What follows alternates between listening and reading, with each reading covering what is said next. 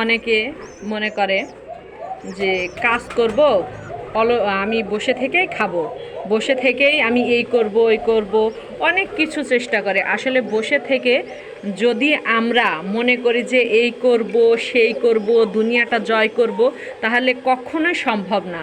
বসে না থেকে আমরা যদি চেষ্টা করি, কাজ করি, তাহলেই সফলতা অর্জন করতে পারবো। একটা বিষয় হচ্ছে আমার জীবনে, আমি ছোটোবেলা থেকে অনেক পরিশ্রমী, কারণ পরিশ্রমী ঘরের সন্তান এবং আমার বাবা মা অনেক পরিশ্রমী এবং মধ্যবিত্ত ফ্যামিলির মেয়ে আমি।